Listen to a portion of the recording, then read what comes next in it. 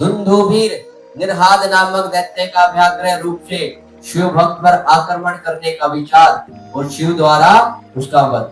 शरद कुमार जी कहते हैं, व्यास जी अब मैं चंद्रमौली के उस चरित्र का वर्णन करूंगा जिसमें शंकर जी ने धुंधुभी निर्हाद नामक दैत्य को मारा। तुम सावधान होकर श्रवण करो। दिति पुत्र महाबली हिरण्याक्ष के विष्णु द्वारा मारे जाने पर दिति को बहुत दुख हुआ था। तब जीव शत्रु धुंधुभी निर्हाद ने उसको आश्वासन देकर यह निश्चय किया कि देवताओं के बल ब्राह्मण है, देवताओं के बल ब्राह्मण है। अगर ब्राह्मण पूजा ना करे देवताओं की तो बल नहीं आएगा। हम जिसकी पूजा करेंगे उसमें बल आपको कहते हैं ना, पितरों की पूजा करो, अनुष्ठान करो, मंत्र जाप करो, जिसका मंत्र जाप करेंगे उसमें उतना ही बल होगा। हम देवताओं के मंत्र जाप करते हैं तो देवताओं में बल है, और असुरों का अगर हम जाप करेंगे तो असुरों में बल है। तो ब्राह्मण नष्ट हो जाएंगे तो यज्ञ नहीं होंगे, तो यज्ञ न होने पर देवता आहार न पाने से निर्बल हो गए। क्योंकि देवताओं को आहार कहाँ से मिलता है? यज्ञ से, अग्नि से। अग्नि में हम जो स्वाहा करते हैं वो देवताओं के पास पहुंचती है। तब मैं उन पर शायद ही विजय पा लूंगा, जो विचार कर वह ब्राह्मणों को मारने लगा।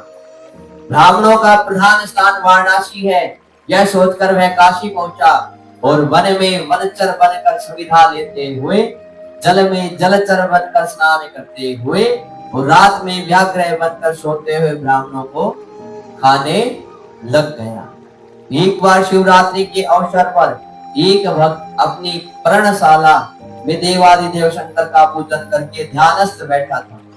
बला अभिमानी दैत्यराज धुंधुभी निर्हाद ने व्याघ्र का रूप धारण करके उसे खा जाने का विचार किया, परंतु वह भक्त दृढ़ चित्त से शिव दर्शन की लालसा लेकर ध्यान में तल्लीन हो रहा था, और इसके लिए उसने पहले से ही मंत्र रूपी अस्त्र का विन्यास कर लिया था, और इस कारण वह दैत्य उस पर आक्रमण करने में समर्थ न हो सका। इधर सर्वव्यापी भगवान शंभु को उस दुष्ट रूप वाले दैत्य के अभिप्राय का पता लग गया था।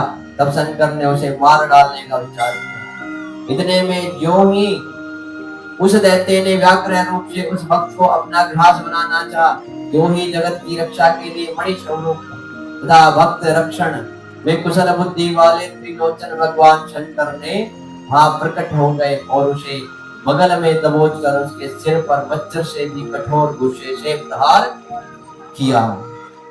उस मुष्टि प्रहार से तथा कान में दबोचने से वह व्याघ्र अत्यंत व्यथित हो गया और अपनी धाड़ से पृथ्वी तथा आकाश को कपाता हुआ मृत्यु को घास बन गया।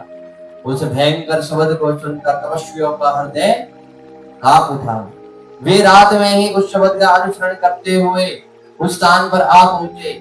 वहां परमेश्वर शिव को बगल में उस पापी को दबाए हुए देखकर सब लोग उसके चरणों में पड़ गए और जय जयकार करते हुए उनकी स्तुति करने लगे। तदंतर महेश्वर ने कहा, जो मनुष्य यहाँ आकर श्रद्धा पूर्वक मेरे इस रूप का दर्शन करेगा, निस्संदेह मैं उसके सारे उपद्रवों को नष्ट कर दूंगा। जो मानव मेरे इस चरित्र को सुनकर और हृदय से मेरे इस लिंग का स्मरण करके संग्राम में प्रवेश करेगा, उसे अवश्य विजय की प्राप्ति होगी। उन्हें जो मनुष्य व्याघ्रेश्वर के प्राकट्य को संपन्न रखने वाले इस प्रमोत्तम चरित्र को सुनेगा अथवा दूसरे को सुनाएगा, पढ़ेगा या पढ़ाएगा, वह अपनी समस्त मनोवांछित वस्तुओं को प्राप्त कर लेगा और अंत में संपूर्ण दुखों से रहित होकर मोक्ष का भागी परिपूर्ण वह अनुपम आख्यान स्वर्ग यश और आयु का देने वाला तथा पुत्र की वृद्धि करने वाला है।